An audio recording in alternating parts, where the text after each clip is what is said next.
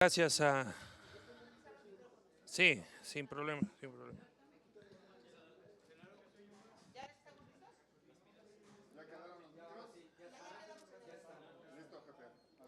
Bueno, muchas gracias, primero por su atención, por su paciencia. El día de hoy vengo a darles dos mensajes muy concretos y muy importantes. Primero, a mí me preocupa ya la total parcialidad con la que se está manejando el Tribunal Electoral. Ahora resulta que les está pidiendo a 4 ministros de la Corte que se excusen sobre esta controversia que se generó respecto de los amparos para que continúe o no el proceso de elección de jueces y magistrados. Pero lo que no vio el Tribunal Electoral es que también Lenia Batres, Yasmín Esquivel han tenido claras participaciones a favor, como Loreta, de la reforma. De hecho, algunas hasta son candidatas a ministras.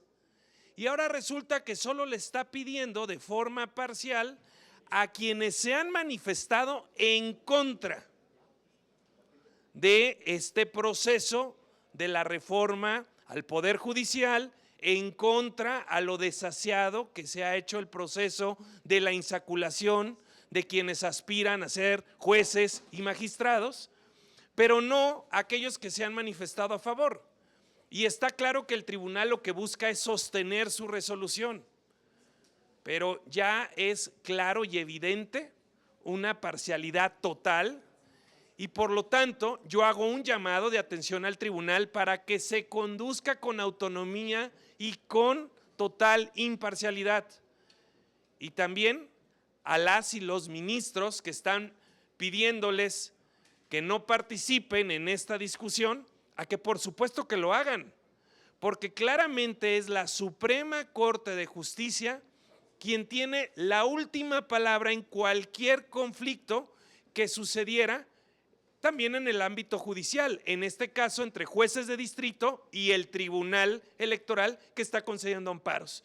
Entonces el día de mañana va a sesionar la Corte y yo espero que el proyecto además que está poniéndose a discusión del Pleno sea aprobado para que entonces la Corte determine la suspensión de este desasiadísimo proceso de elección de jueces y magistrados y que se reponga el proceso de forma correcta. Solo recuerden que renunciaron quien era el comité evaluador y recuerden también pues que al final de cuentas todo fue un espectáculo, la insaculación de bolitas y numeritos, quedando todos aquellos cercanos al régimen, pero particularmente los cercanos al exministro Saldívar.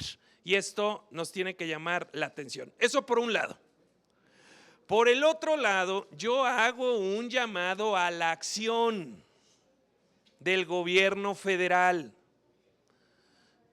porque su no respuesta ante los aranceles que nos está imponiendo los Estados Unidos, particularmente en el acero y el aluminio, nos están dejando en una gran desventaja para lo que va a ser la revisión del Tratado Comercial México, Estados Unidos y Canadá. Es sumamente importante que México marque una posición. Aquí tienen que hacer caso a la tercera ley de Newton. A toda acción corresponde una reacción, pero en dirección contraria y con la misma intensidad, porque si no le van a agarrar el modo a este gobierno y van a estar negociando en una absoluta desventaja, y eso es en detrimento de los diferentes sectores productivos de nuestro país. Entonces, tiene que haber prudencia, sí, pero también tiene que haber firmeza. Firmeza ante aranceles que de manera unilateral está imponiendo el gobierno de los Estados Unidos.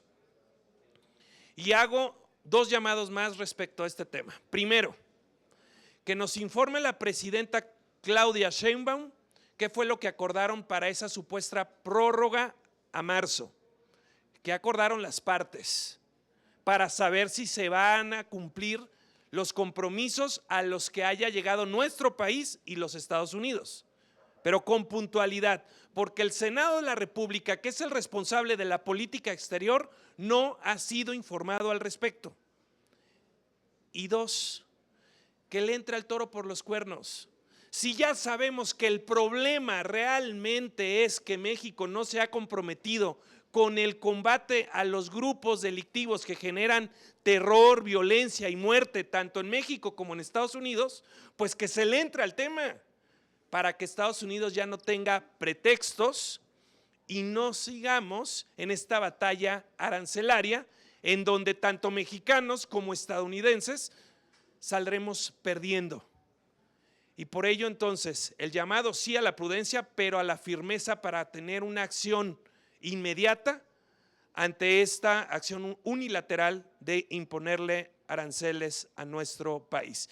Y que se nos informe qué fue lo que habían pactado, porque aparentemente se da una tregua, pero durante la tregua o durante el plazo se nos pusieron aranceles que seguramente no estaban pactados, a menos de que fueran parte del convenio que hizo Estados Unidos con nuestro país. Pero como no hemos sido informados, vaya que siendo el Senado responsable de la política exterior junto con la Presidencia de la República, ahí hay una falta clara y grave del gobierno de Claudia Sheinbaum y por eso les pedimos respuestas. Esos son los dos temas que yo hoy quería abordar con ustedes. Si tuvieran alguna pregunta de ellos o de alguna otra cosa, pues estoy a sus órdenes. Muchas gracias. ¿Cómo estás? Buenas tardes, buenos días. Buenas tardes, ya son tardes. Tardes, 6 minutos. Preguntarle sobre este tope que plantea la presidenta Claudia Sheinbaum de 24 pesos al litro de gasolina. Bueno, primero que están en un claro incumplimiento, porque ellos ofrecieron en su momento una gasolina de 10 pesos, que eso no se nos olvide. Y ellos están en la posibilidad de quitarle los impuestos, particularmente este impuesto que te genera un sobrecosto de las gasolinas, y me refiero al IEPS. Si se le quita este impuesto, de forma inmediata el costo de la gasolina sería mucho más barato. Y es inaceptable que en Estados Unidos o en otros países el costo por litro o por galón de combustible sea más barato que aquí en México. El problema no es toparlo, el problema es que le quiten ese impuesto que nos están obligando a pagar a todas y todos los mexicanos, porque hay un sobreimpuesto, pagamos el IVA y pagamos el IEPS. Solamente con el IVA tendría que ser por más suficiente para el gobierno federal y quitar el IEPS, porque eso sí podría generar además una reactivación económica. Perfecto. Y en otros asuntos, senador, preguntarle, Estados Unidos está rechazando el crudo mexicano porque parece que tiene mucha cantidad de agua. ¿Alguna opinión sobre esto? Bueno, pues es parte del fracaso del gobierno federal. Pemex ya lo tienen en la quiebra con los peores números en la historia y no sería de llamar la atención pues que hasta el petróleo que se está enviando pueda no contar con los mínimos requerimientos para poderse procesar. Hacer un llamado a Pemex y a su consejo para que tomen cartas en el asunto, porque eso claramente muestra una deficiencia más de la empresa petrolera de nuestro país. No es culpa de ellos que digan que tiene agua, es culpa nuestra que se envíe con agua la gasolina. Ahora resulta que ya también la están bautizando o le están ahí tratando de diluir. Ya esto es hasta absurdo. Le agradezco, senador. Al contrario. Acá. Adelante, Rubén, con gusto. Marco, buena tarde. En cuanto al tema de la Corte mañana, pues ya sabemos el resultado. Creo que ustedes también lo saben a todas luces, por un lado. Y por otro lado, pues hoy se aprueba en comisiones la ley de vivienda, el Infonavit, y pues mañana otra vez Morena se va a imponer. ¿Qué va a hacer la oposición? ¿Qué va a hacer el PAN? ¿Qué va a hacer tu partido, Marco? Bueno, primero decir que hay que señalar la parcialidad del Tribunal Electoral. Porque pedirles a 4 ministros que se excusen de la votación por haberse manifestado en un sentido, pudieran estar en su derecho a hacerlo para defender su resolución, pero también bajo esos argumentos y esa lógica tendrían que haberle pedido a las otras 3 ministras que también se excluyeran de esa discusión y votación. Y por lo tanto entonces la Suprema Corte de Justicia no tendría el quórum mínimo para poder sesionar. Ante un conflicto entre un juez de distrito y el Tribunal Electoral, quien tiene la última palabra es la Suprema Corte de Justicia, y nos guste o no la resolución que vaya a adoptar esta. Lo que es inaceptable es los criterios parciales del Tribunal Electoral. Y ya a título personal, yo sí espero que la Corte sostenga la propuesta de que se valide la suspensión del proceso de elección de jueces y magistrados, porque es un cochinero y porque es le están tomando el pelo a la gente. Es realmente una burla lo que están haciendo, lo señalamos desde el principio, van a ser los jueces y magistrados que Palacio Nacional haya palomeado, y así ha sido toda la preselección. Y la votación va a ser una simulación, solo que nos va a costar grandes cantidades de dinero. Eso por un lado. Y tu segunda pregunta. En cuanto a la aprobación hoy del dictamen en comisiones de vivienda de ley de Infonavit.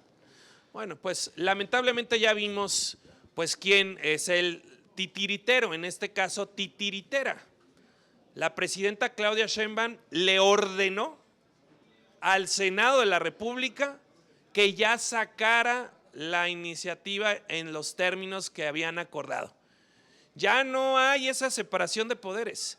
Hoy ya les pidió que sacaran ya la iniciativa en sus términos. Y esto lo está haciendo porque claro que está creciendo la presión, porque claro que los mexicanos ya se están dando cuenta que les están robando sus ahorros por años para tener una mejora de vivienda o poder adquirirla. Y es realmente inaudito que lo que ahora pretenda hacer el gobierno es agarrar esos fondos, trasladarlos a una empresa propiedad del gobierno para supuestamente hacer viviendas. El problema es que todo lo que hace este gobierno lo quiebra. Ahí está el Tren Maya, ya se les descarriló. Ustedes vean el AIFA, nadie quiere ir a volar. Volteen a ver Pemex y lo ven en una quiebra. Mexicana de Aviación con pérdidas millonarias. La megafarmacia no reparte medicamentos. Y ahora el dinero, que es muy distinto a los otros fondos que se gastó el gobierno, el dinero que es de los trabajadores, que es un dinero en cuentas individualizadas, lo quiere usar el gobierno también, lo va a despilfarrar, y cuando un trabajador vaya y toque la puerta del Infonavit para comprar una casa o hacer una mejora, simplemente le van a decir que ese dinero ya no está. Eso es lo delicado. Lo que se están aprobando hoy es una licencia para robar, para robarse el ahorro de los trabajadores para el mejoramiento de su calidad de vida, de su vivienda, de su casa. Muchas gracias, amigos. Bueno, yo nada más insistir en esta cuestión de la reforma al Poder Judicial, que si bien ahorita tenemos problemas ya con lo que se viene con Donald Trump en Estados Unidos, la imposición de aranceles, pues no dar marcha atrás a esta reforma va a ser, como tú lo comentabas ahorita, va a ser muy difícil para todos los mexicanos. Entonces, sí insistir en que Morena sería el único responsable de la debacle económica, porque hay mucha inversión que no está viniendo ahorita y deberían de hacer un alto, un impasse, frenar esta reforma para evitar mayor colapso a la economía mexicana y hacerle más daño al bolsillo de los trabajadores. Sería necesario, indispensable parar esto, ¿no, Marco? Porque a final de cuentas Morena va a ser el único responsable de toda esta debacle que se está pues ya presentando, ¿no? Y además nuestro principal socio comercial ya lo anticipó, que parte de lo que van a poner a revisión del Tratado Comercial México, Estados Unidos y Canadá el próximo año va a ser que tengamos en México un poder judicial autónomo. ¿Cómo vamos a garantizar la autonomía del poder judicial cuando están poniendo a los palomeados por Palacio Nacional en todos los juzgados y las magistraturas? Realmente es muy preocupante y sería Morena el responsable de cualquier arancel que sea impuesto a nuestro país, porque además no le están entrando al tema de fondo. Lo que los estadounidenses quieren es que no siga habiendo tantos muertos por fentanilo, que estamos hablando de más de 200,000. Lo que los mexicanos deberíamos de querer es que no haya tantos muertos por violencia, que estamos hablando también de 200,000. ¿Qué tiene que haber? Un acuerdo bilateral para combatir la violencia, la inseguridad y a los grupos delictivos. Llámenles como le llamen, terroristas o no, pero son grupos que generan terror, que generan violencia y que generan muerte, tanto en los Estados Unidos como en México. Y mientras nuestro país no le entre a ese tema, vamos a seguir en una posición muy vulnerable previo a la revisión del Tratado Comercial México-Estados Unidos, que además genera miles de empleos directos e indirectos. Y en la balanza comercial, como ustedes bien saben, México tiene ventaja. Exportamos más de lo que importamos. El tratado comercial, claro que le conviene a nuestro país, obviamente también a los Estados Unidos, pero por supuesto que nuestro país se ha visto beneficiado. Y lo que más tendríamos que estar haciendo es atender de fondo la problemática. Y una de ellas es la falta de combate al crimen organizado, la complicidad de varios funcionarios de los gobiernos de Morena con el crimen organizado, ya no dicho solo por nosotros, aunque lo hayamos dicho en la OEA y en la Comisión de Derechos Humanos, también dicho ya por el gobierno de Estados Unidos, la complicidad de sus gobiernos con el crimen organizado. Mientras no le entremos a esos temas, vamos a seguir en una batalla arancelaria sin fin, en donde los más afectados vamos a terminar siendo las y los mexicanos. Bueno, dígame, por supuesto. No, hombre.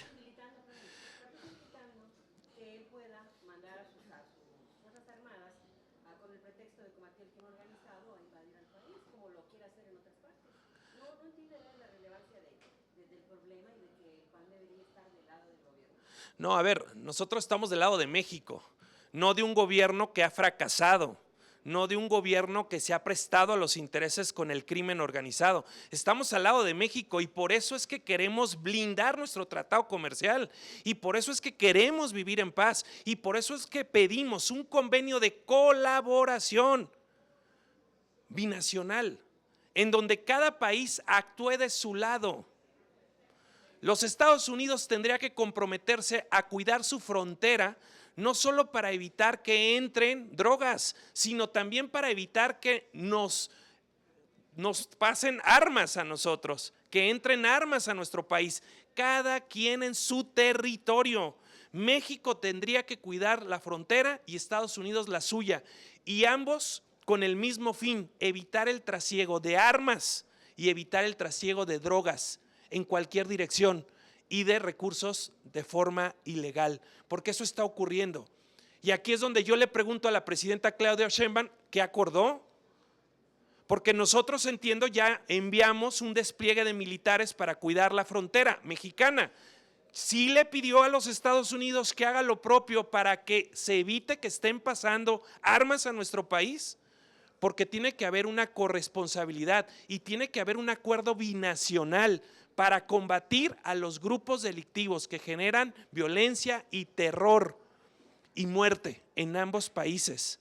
Pedir eso es entender que estamos en un problema transnacional, porque los grupos delictivos van más allá de nuestro país.